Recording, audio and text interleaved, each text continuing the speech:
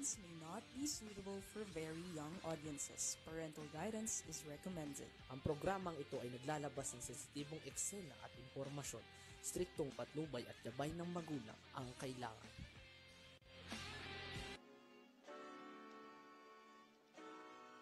Pinoy!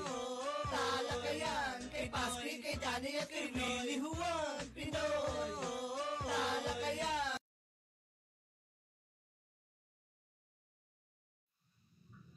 Okay, isang magandang araw po sa atin lahat mga kakampi. Tinaran po tayo sa ating Talakayang Pinoy. And of course, kasama natin dito, walang iba kung hindi ang inyong katoto.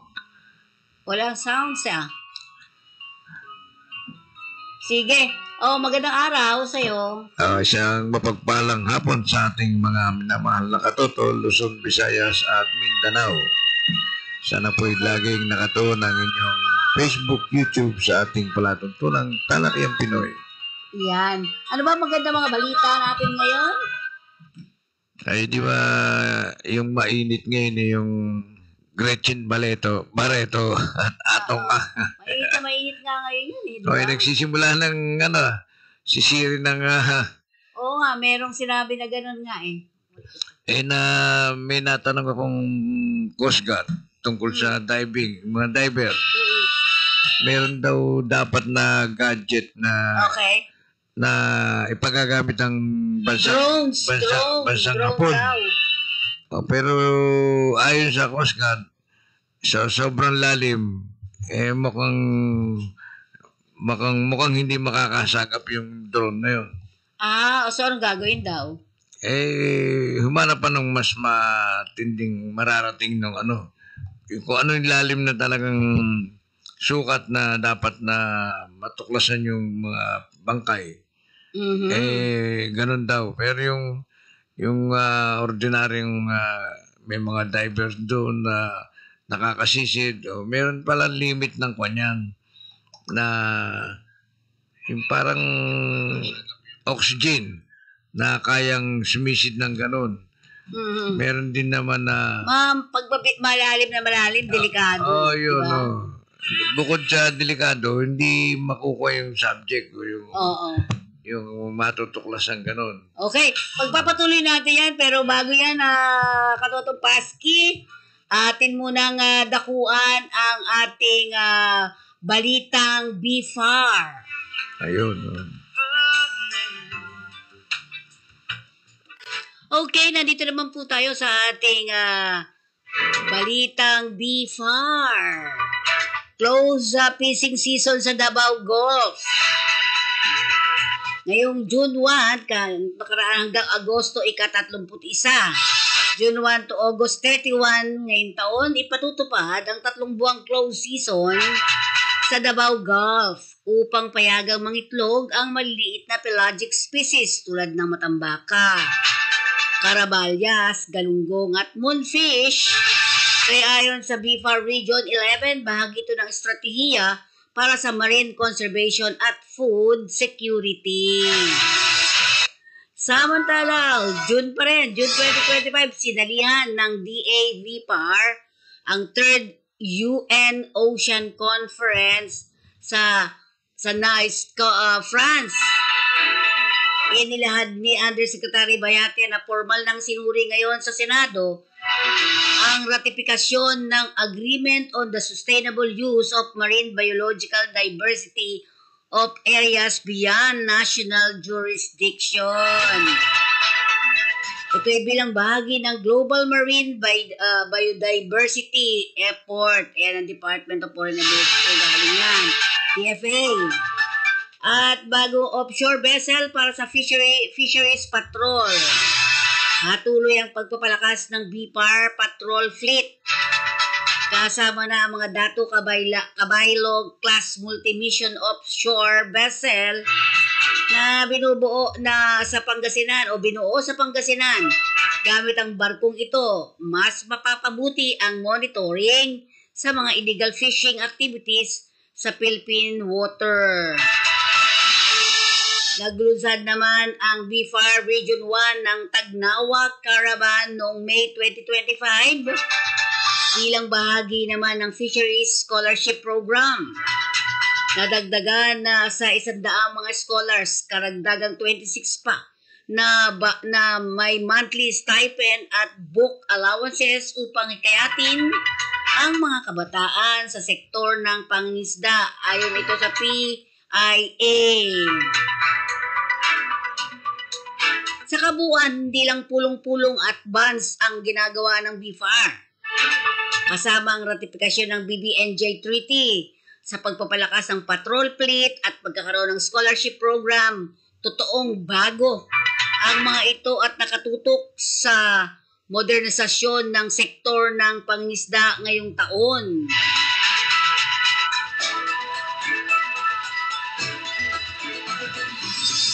Alam ba ninyo na ang close fishing season sa Davao Gulf ay larawan ng mga bangka at mangingisdang naka-outreach sa Davao Gulf na nagsisimulang 3 buwang close season. Makita dito ang pagpatupad ng hakbang para sa pagpapahinga ng maliliit na pelagic fish at mag-recover ang mga ito.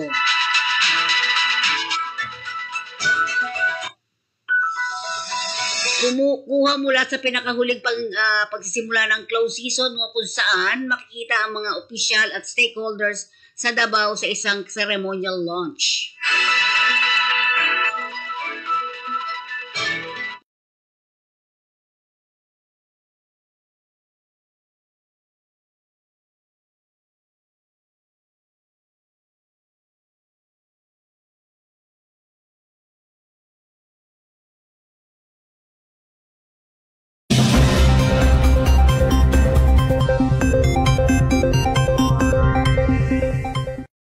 Magandang hapon po mula sa DOST Pag-asa. Ito ang ating weather update ngayong Wednesday, July 9, 2025. Sa lukuyan na may minomonitor tayo na low pressure area. At ito ay nasa 1,655 km east-northeast ng Basco, Batanes. Yung development niya ay hindi natin inaasahan or mababa yung chance niya. At inaasahan natin na magdi-dissipate or mawawala din ito sa loob ng 24 oras. Samantala, meron naman tayong binabantayan ng mga cloud clusters at patuloy natin itong i-monitor kung may posibilidad na magkaroon tayo ng low pressure area sa mga area na ito. Ang nagpapaulan po sa atin, hindi po ibig sabihin na walang bagyo sa loob ng Philippine Area of Responsibility ay hindi na tayo magkakaulan. Dahil yung habagat po, associated po ito sa rainy season natin. Ito po yung nagdadala ng moisture, ng yung hangin na may kasamang moisture at ito po yung nagpo-produce ng mga clouds na eventually ay magpapaulan. So, yung hangin na yan ay magpapatuloy hanggang sa mga susunod na araw at dahil po dyan, asahan natin na magtutuloy-tuloy yung mga pag-ulan natin dito sa Zambales, sa Bataan, kasama yung Metro Manila, Cavite, Batangas, Occidental Mindoro. Ganon din po dito sa Palawan, sa Babuyan Islands at Batanes. At dahil po dyan, gusto natin paalalahanan yung mga kababayan natin. Dahil sa tuloy-tuloy na mga pag-ulan, posible po yung mga pagbaha at pagguho ng lupa. Samantala sa natitirang bahagi, sa western part ng ating bansa, asahan natin na patuloy na magiging maulap. Kasama dyan yung Ilocos Region, Cordillera Administrative Region, Panay Island, ganon din sa Negros Island Region at sa Zamboanga Peninsula. Kaya yung posibilidad na magkaroon tayo ng mga pag-ulan dyan, yung mga well-organized na thunderstorm ay magpapaulan din po. Kaya magdala tayo ng payong at huwag nating kalimutan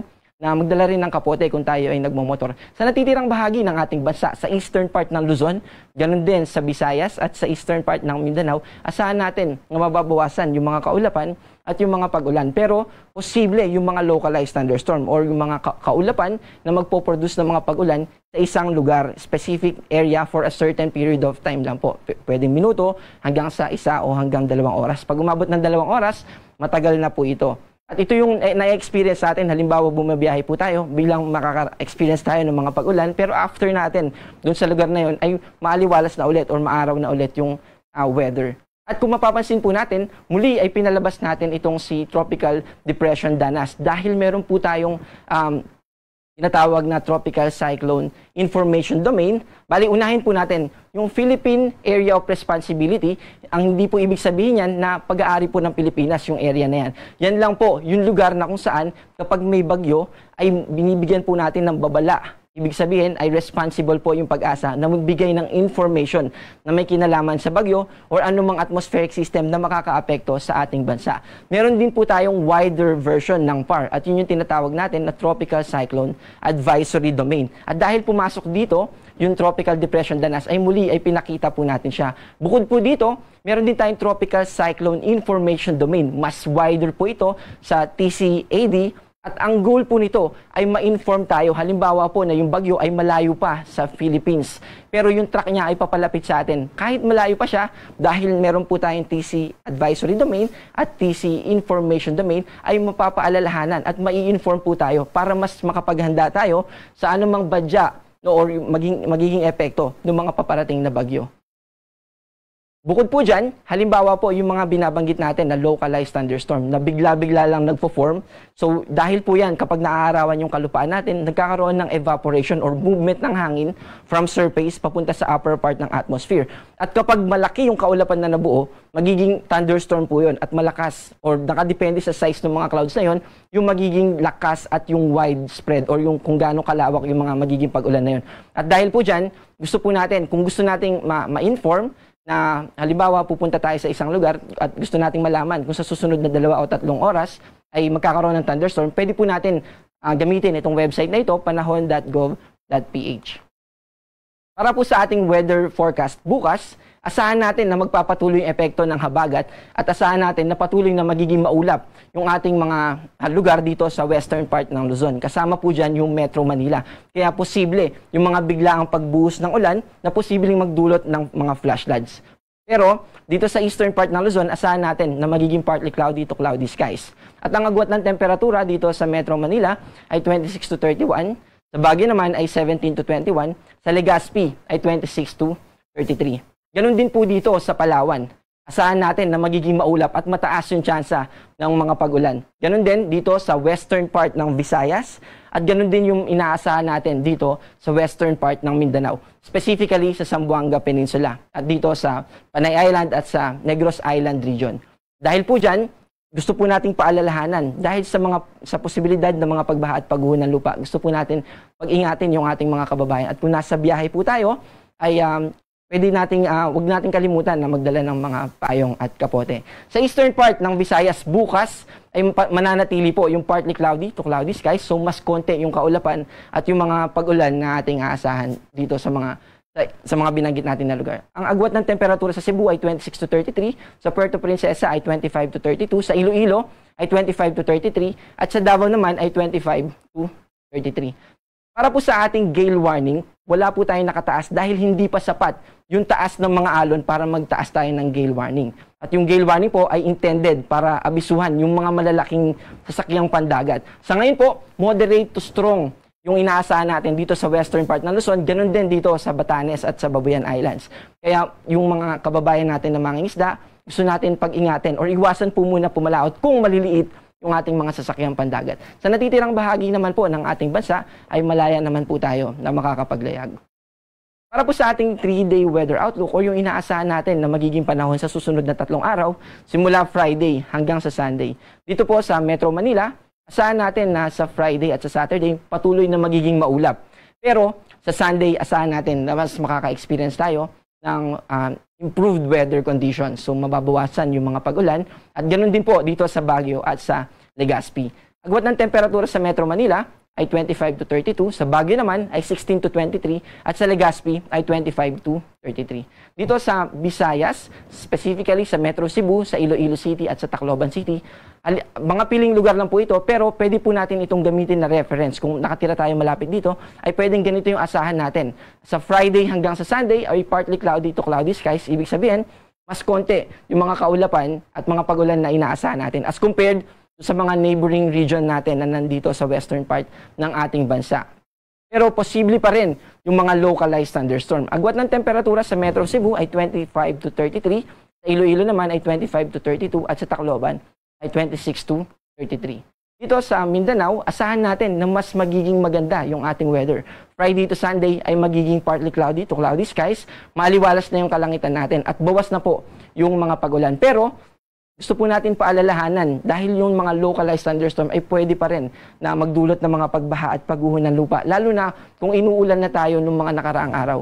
Kaya patuloy na umantabay po sa mga i-release na update ng DOST Pag-asa. Ang ating araw ay lulubog mamayang 6:30 ng hapon at sisikat bukas ng 5:33 ng umaga. Ako po si John Manalo, ang panahon ay nagbabago, kaya maging handa at alerto.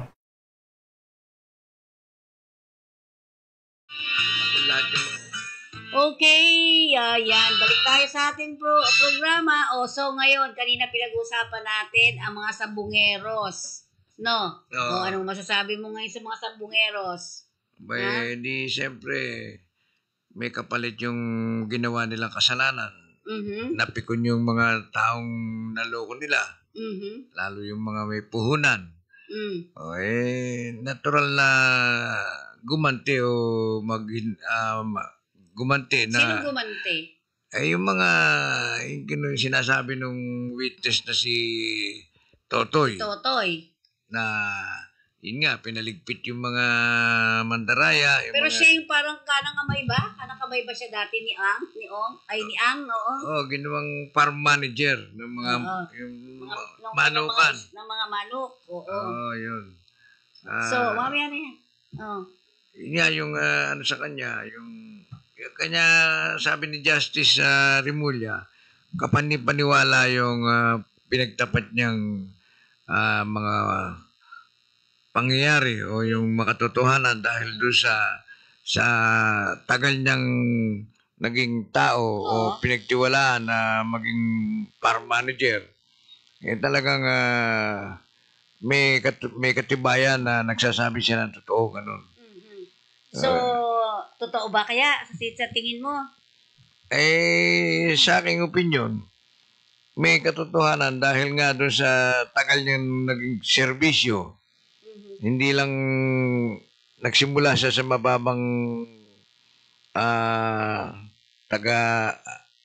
pangasiwa na sabong hanggang sa nagkaroon ng promotion na naging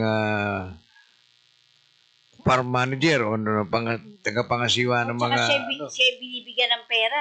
Gawin mo to, huli mo to, patayin mo to, di ba? May ganun. Siya yung mga inuutos-utusan na tagaligpit o taga-patay o kung paano.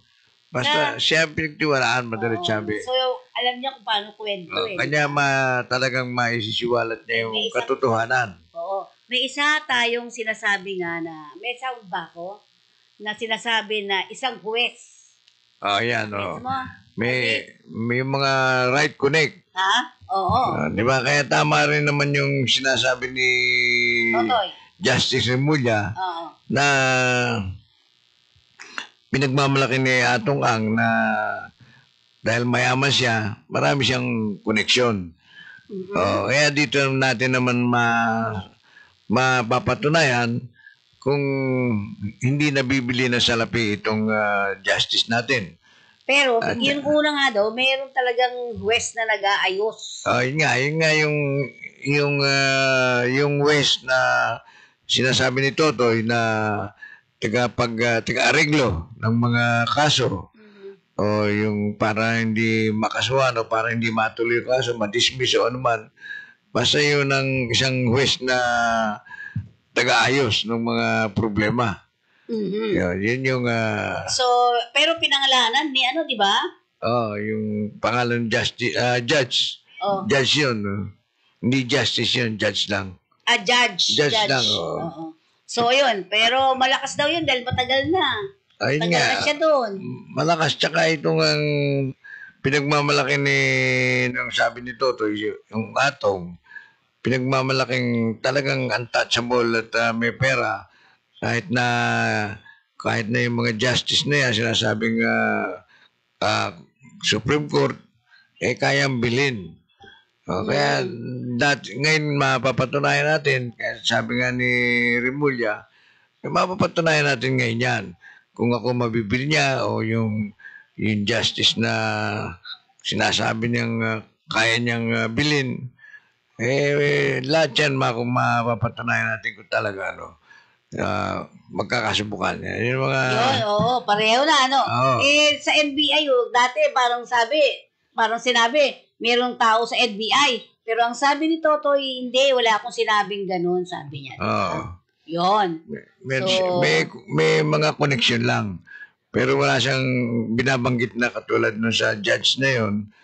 Di ba? Katulad nung sinasabi niyang mga justice na pwedeng mabili o pwedeng Police meron din di ba? Police? Yung police marami, 15. 15, oo.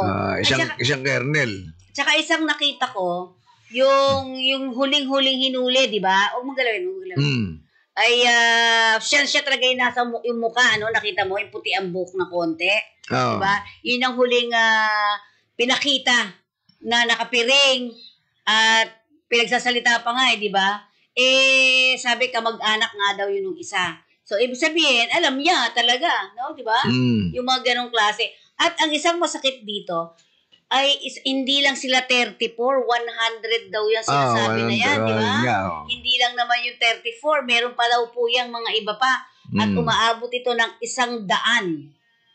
Di ba? Pero at saka yung sinasabing mga 60 ba rin yun? Kasi may 34 di ba? Tapos merong halos 100 mahigit. 100 daw to. Baka ngayon yung huli, di ba?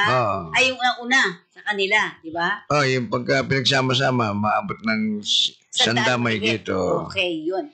So, sino-sino ba? May mga pulis. Ito sa kwento lang, mga pulis, may isang huwes, at may artista ba?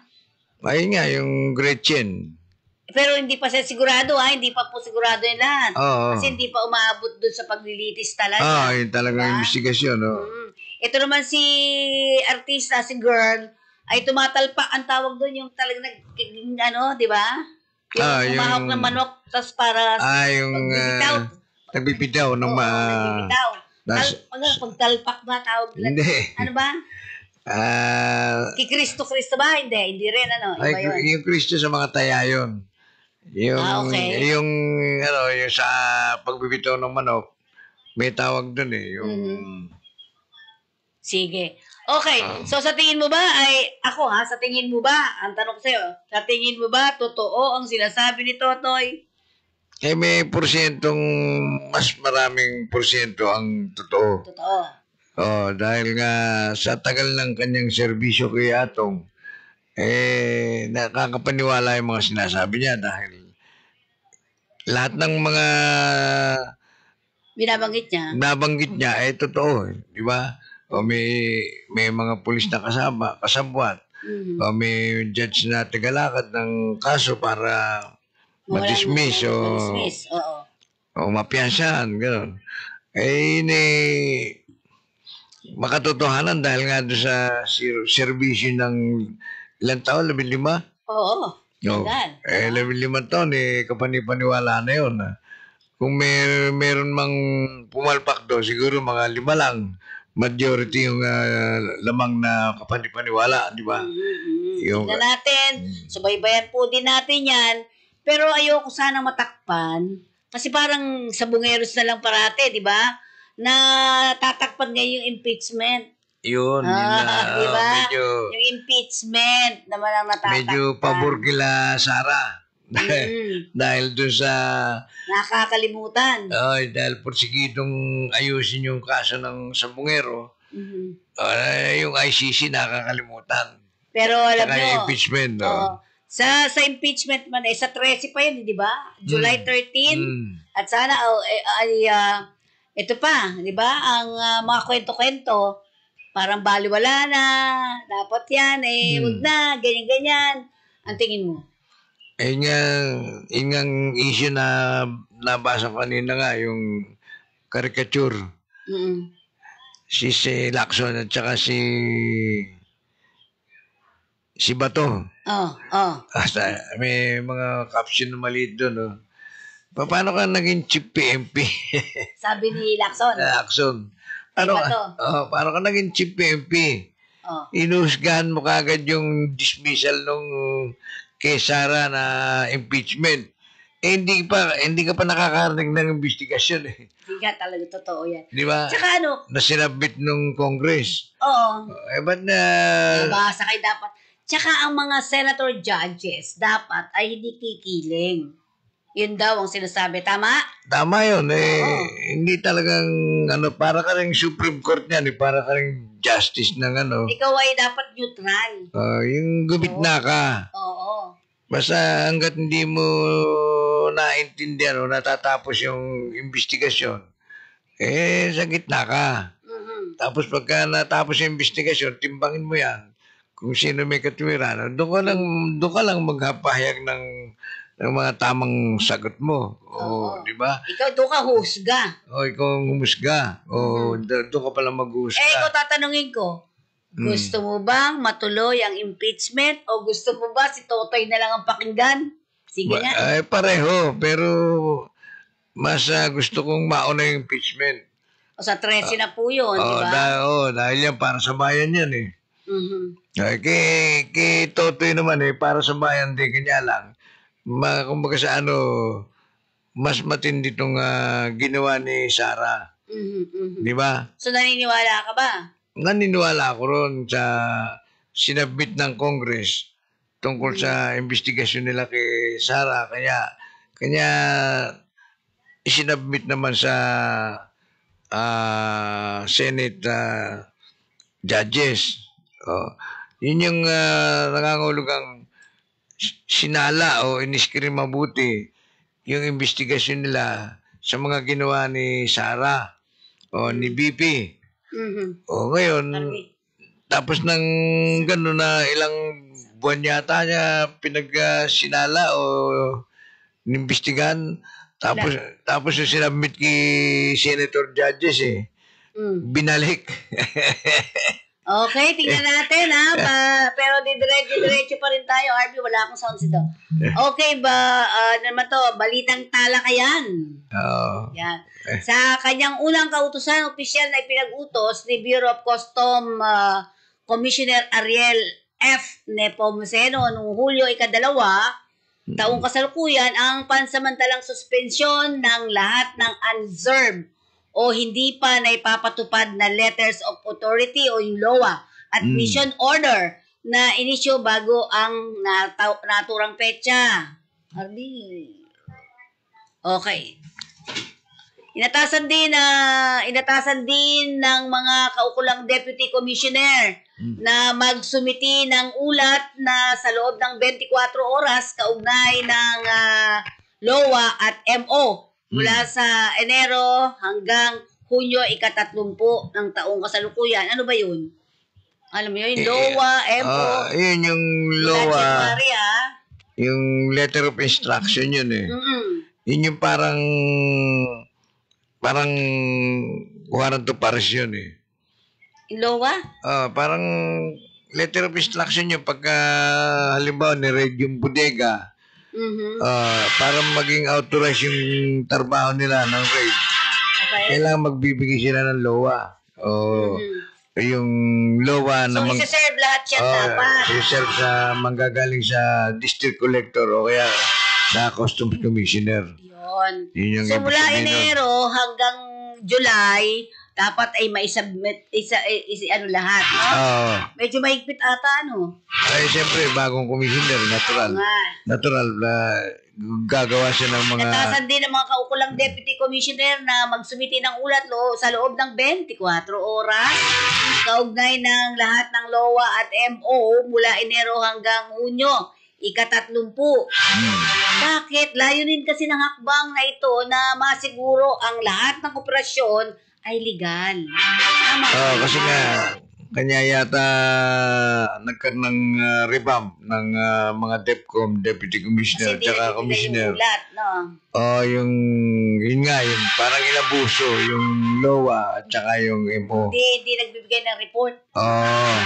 Hindi nagbibigay ng report, at tsaka pinagpwersa yung mga tao na mga negosyante. Pera? Pera. Panitok yan Okay. So, layunin ng hakbang na ito na masiguro ang lahat ng operasyon ay legal, may sapat na dokumento at naayon sa direksyon ng ahensya.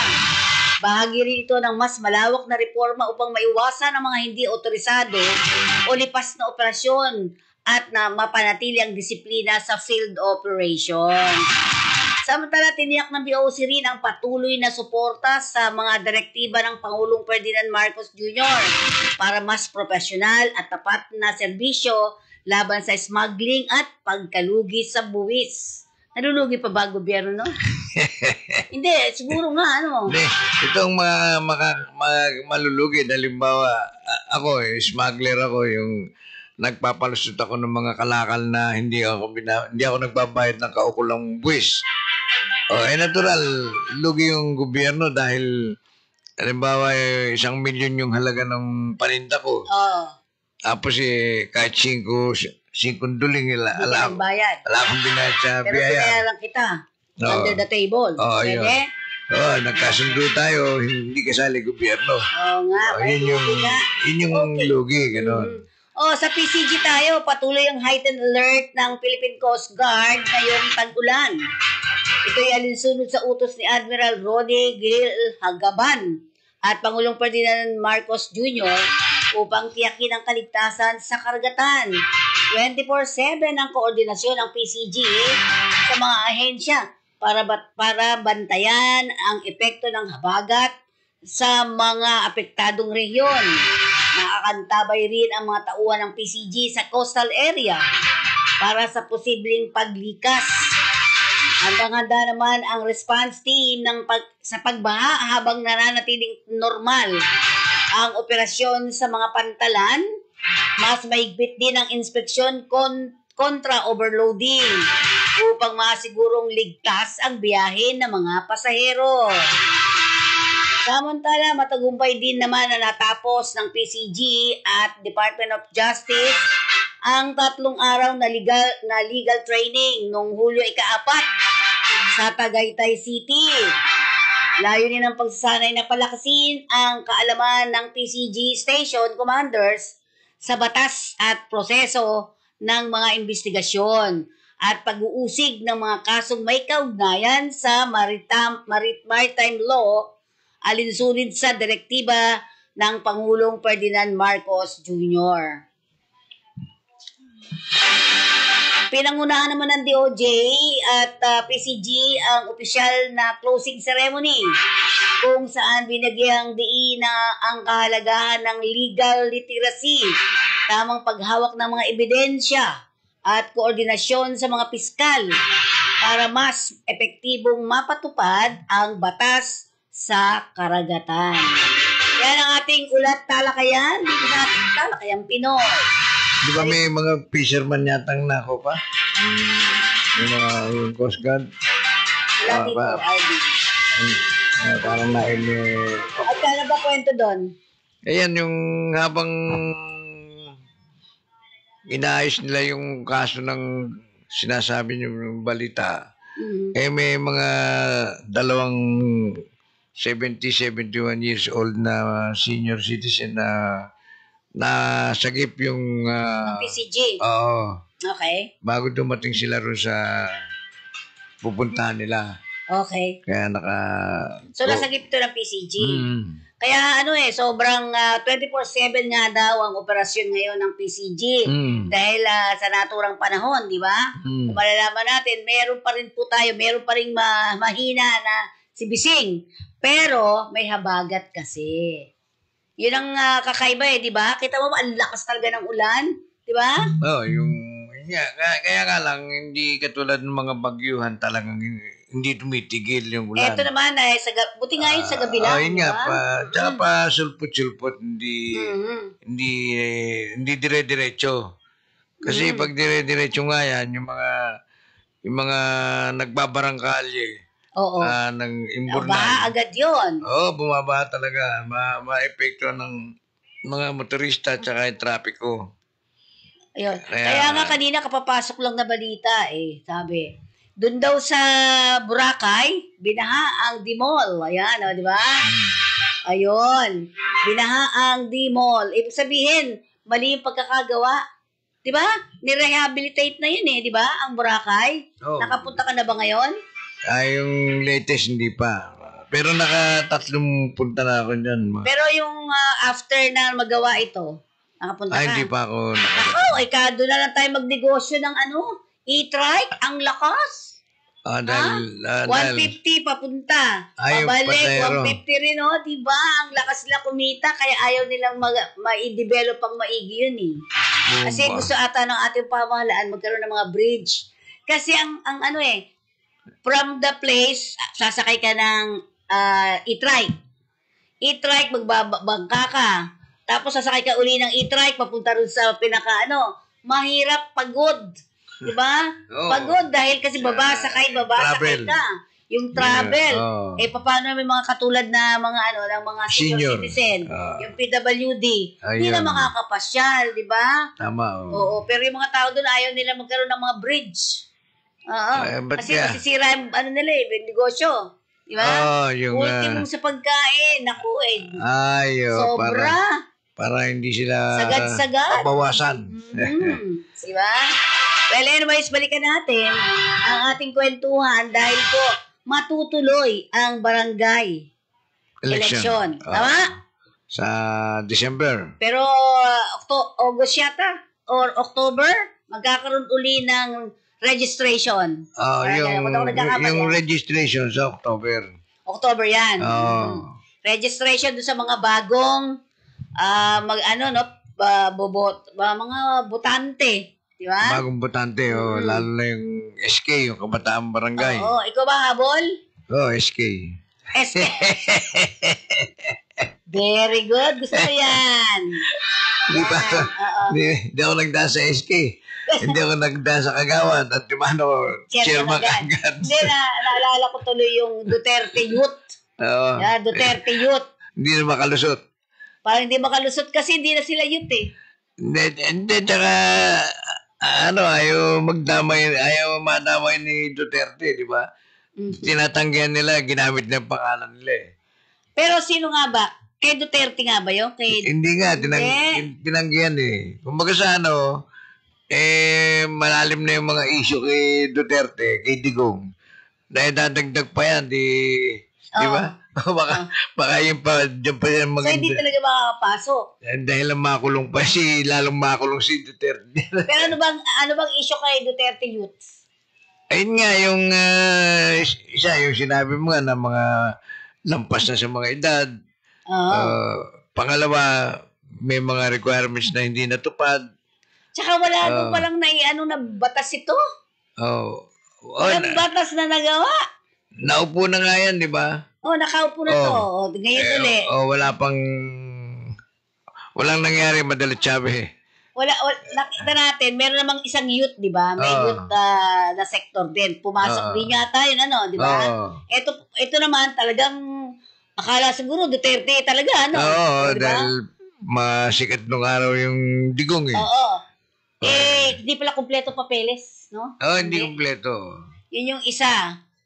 Ang isang sinasabi ko naman dito sa Comelec, dapat pag pinasok sa inyo, tingnan nyo din para wala nang habol-habol. Reviewin na nila ng maayos. Reviewin na kaagad. Hindi, papapasukin mo. Siyempre, gumastos yun eh. Natural. Diba? Maghahabol yan. Diba? Yung mga ganun, katulad ng mga ilang mayor, katulad sa Marikina. Diba? Hindi siya pinaupo una. Yung pala, pwede na umupo ulit. Diba? Yung sa District 6 ng Manila, nanalo yung Chua. Nanalo na. Talo si Abante. Nasilip yung citizenship. Nasilip yung citizenship. Paano yun yan? Namasalim mo talaga yung politika, no? Ayaw patalo.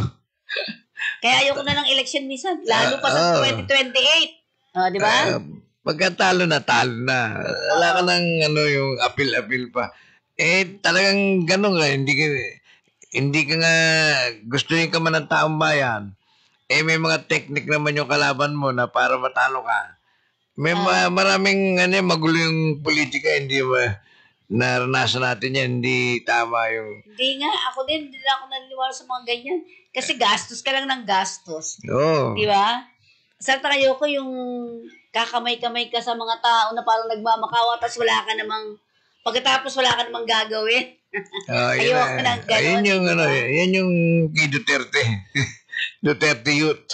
Gano'n na nangyari. Kaya nga, Pero sino nagsabing, hindi yan talagang hawak ng Duterte? Nadinig ko sa interview kay Digong. Si Digong mismo nagsalita na Kailan yan?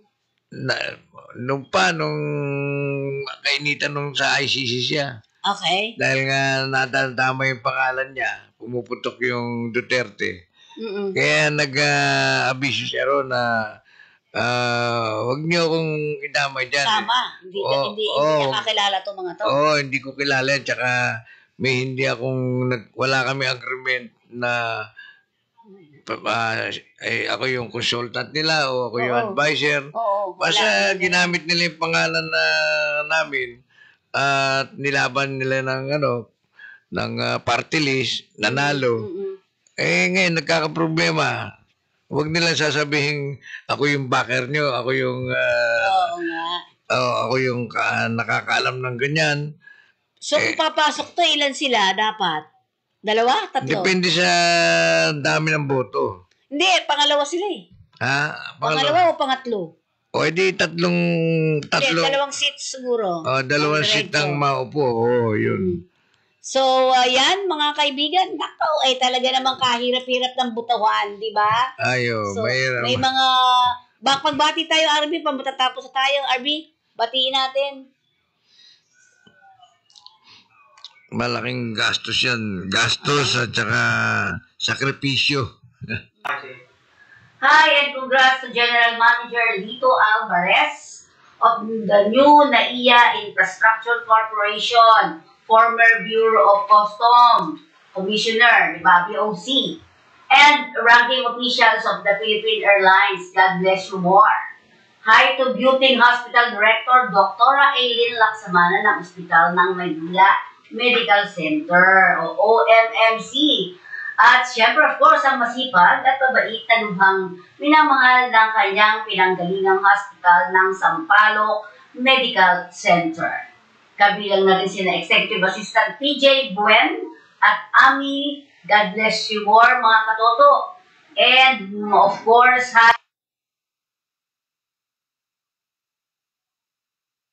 Francisco, Biana Paredes, Ternia Manalo, Rose Adronado, Micael Gabriel Martin, at Hilario Laki. Samantalang puntahan natin ang Heart Station Department Clinic, Sheila Rodriguez Carina Dumagoso, Neil Salvador, Job Ann De La Torre. God bless po sa inyo more.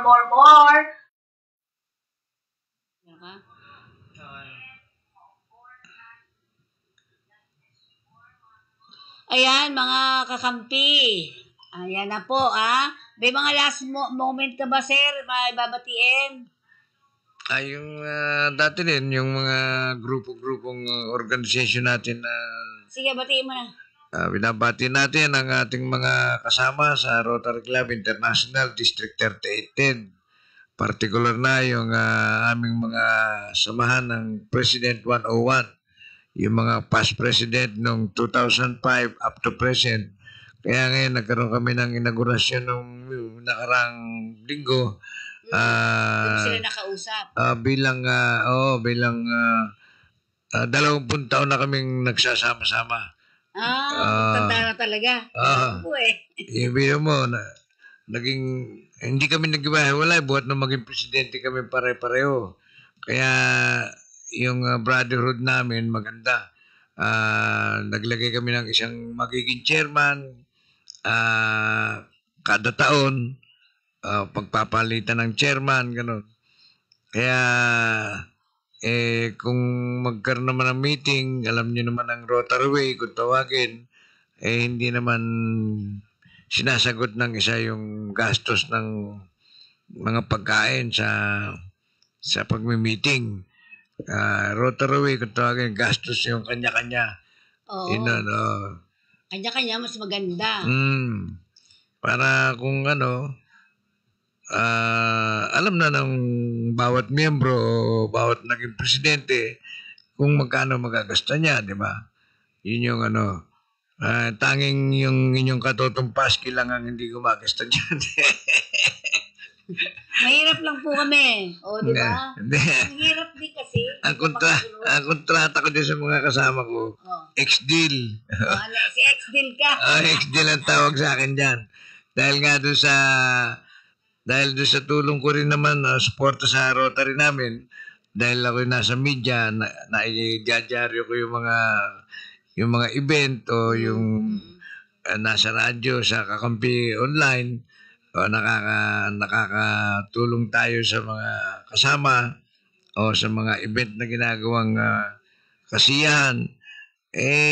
Kasi kukumpara din natin kung magbabayad sila sa dyaryo, magbabayad sila sa radyo, may malaki rin yung gastos. Kaya nagpapasalamat nga sila na nakasama nila ako sa Rotary.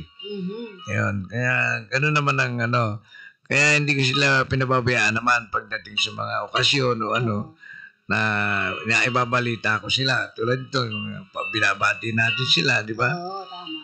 Di, Ito sa mga Rotary, anong Rotary, ano kayo? Adwana, ayan ba?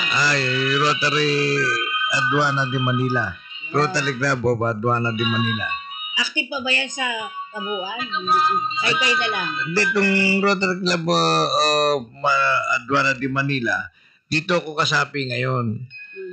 Yung inadap ako nung charter president dyan, na doon ako lumipat dahil wala na yung Rotary Club of Leong Ginto, Manila. Wala na. Yun na itinatag namin noong 2005. Dahil sa wala ng presidenteng makuha. Dahil tapos na kayong lahat na naging presidente. Yun. Ngayon Pero naman, mababalikan mo. pero itong mga 100 Rotary Club ng District 3810. 100 kayo lahat? Yung Galing. saan yan? 100 president yan nung Mga past president na. past president. Mula Manila yan hanggang Mindoro. Yun. Yun yung mga samahan ng Rotary Club. Kaya yun ang natutuwa nga naman kami. Biro mo, 2005 hanggang ngayon, maabot na ng 20 anyos yung samahan namin ng mga naging presidente. Hindi kami nagkakahiwalay. Sa awarding, nandun kayo lahat yan. Tatawa ko natin yan. Yung mga available at saka yung interesadong Mga available at disavailable. yung mga pwedeng maluwag yung mga oras nila at saka Gabi naman yun. Tsaka gustong Linggo. gustong makasama diyan sa mga awarding na yan.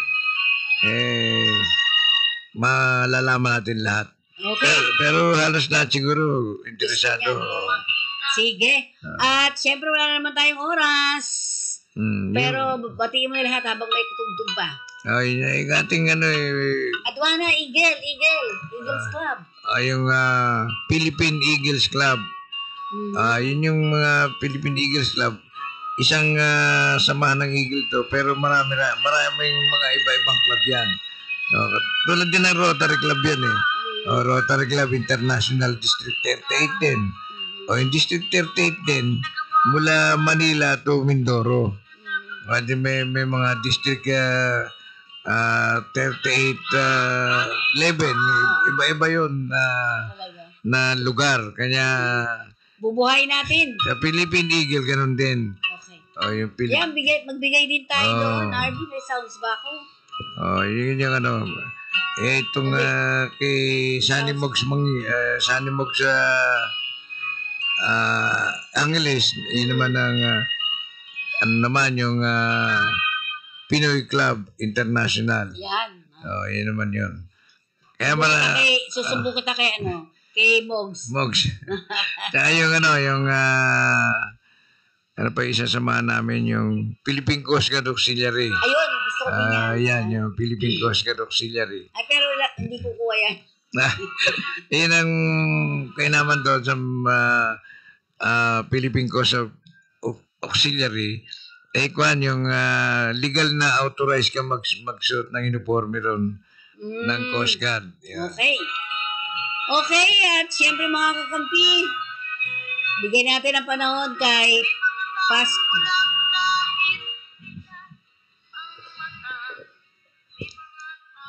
Mapagpalang Ama, Diyos Ama sa langit, maraming salamat po sa iyong paggabay sa aming palatuntunang Talakayang Pinoy. Sana ay manatiling gabayan niyo po kami at iligtas ang aming buhay ngayon at sa habang panahong nais mong ipagkaloob sa amin. Isinasama namin ang lahat ng ito, mapagpalang Ama, Diyos Ama sa langit, sa pamagitan ng iyong anak na si Jesucristong aming Panginoon. Laging tandaan mga katoto, walang tagumpay na makakamtan kung hindi pagsusumikapan. Amen.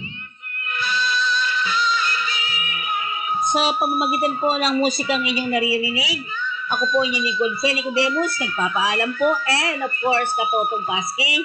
Ang inyo pong katoto, maraming salamat po sa inyong pakikinig at panonood sa aming Facebook at YouTube na Talakayang Pinoy sa Kakampi Online. Okay, maraming salamat. Paalam na po.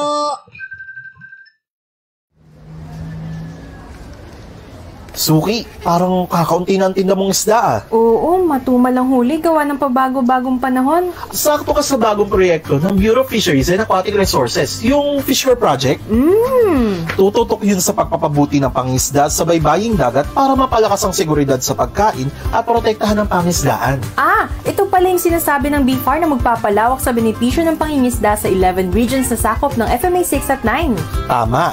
Ang Fishcore Project ay isang World Bank funded project na pinagtutulungan ng BFAR, PFDA at NFRDI.